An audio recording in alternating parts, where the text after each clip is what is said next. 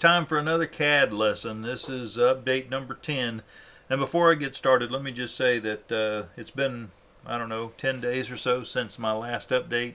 And it's only because I spent a lot of time designing and engineering and then redesigning and re-engineering what I'm about to show you. The end result I think will work, and I think it'll work really well. It actually took a long time to get to this point. I still have a few things yet to do, but I have a couple of events coming up, so it could be a month before you see the next update. With that said, let me show you what I got here. This, believe it or not, is the vertical stabilizer, and this is the horizontal stabilizer. And what we have is this blue outline here would be the left side, and the red outline is the right side of the horizontal stabilizer. This, the blue outline staying to the outside here, is actually the vertical stabilizer. So what happens is there's a fold line right here, and of course this gets cut out and then it'll get folded. There'll be a leading edge piece of hardwood that'll go in the front here, and it will come all the way down and go past the edge of the surface here and actually be embedded into the foam tail cone. Also on the trailing edge of the vertical fin, this would also be the rudder hinge line. This will too also be a piece of hardwood that will actually protrude down here a ways, and that will be glued into the tail cone as well. Also, if we take a look close here, you can see that I have some holes, two round holes. These will accept the 3/8 inch aluminum tubing, which will be epoxied into the openings here, and the carbon fiber joining tube will actually pass through the fin and go from one horizontal stabilizer to the other. This oval shape or rectangle shape opening here is just for servo lead to pass through, and this slot, this one, and this one are actually pockets for tabs that'll be cut onto the horizontal stabilizers. You can see those tabs here. The red tabs are the top on the right side, the blue tabs are the top on the left side, and then here these tabs are on the bottom, and again right would be red and left is blue.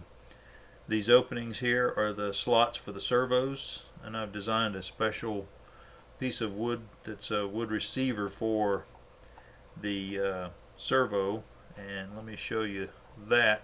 The servo actually mounts and recesses into the wood, and then there's two holes here and two holes up here.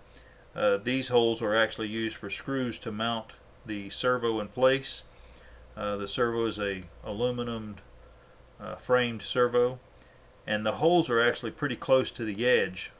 So rather than have my screw holes real close to the edge, I've chosen to set the screws to the outside edge of the mounting flange, and let the head of the screw actually do the holding of the servo, because again this servo will be in a pocket, and you'll see in a couple of pictures where that is actually it's a pretty tight fit. It's a really snug fit, and I think it'll work just fine.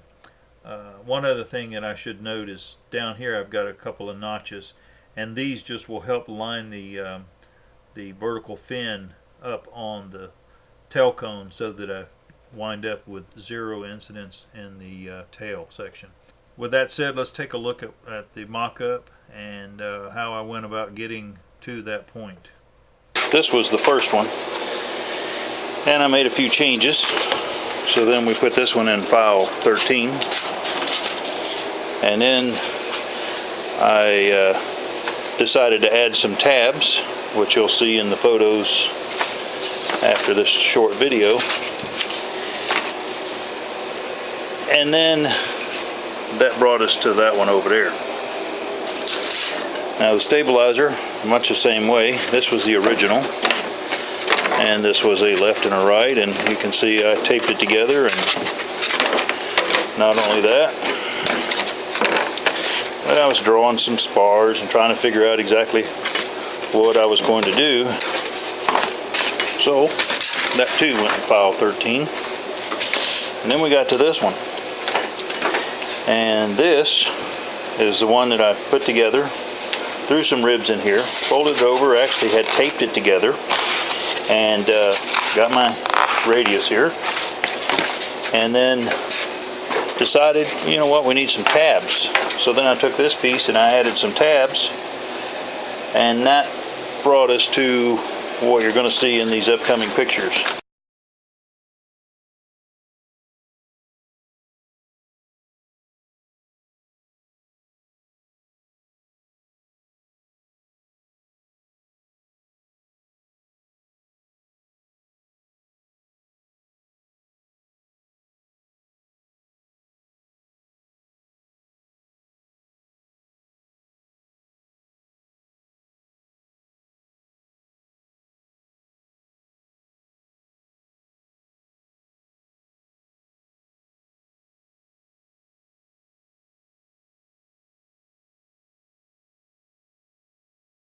One of the reasons you haven't seen any update is because I've been working to try to get this done to the point where it is now.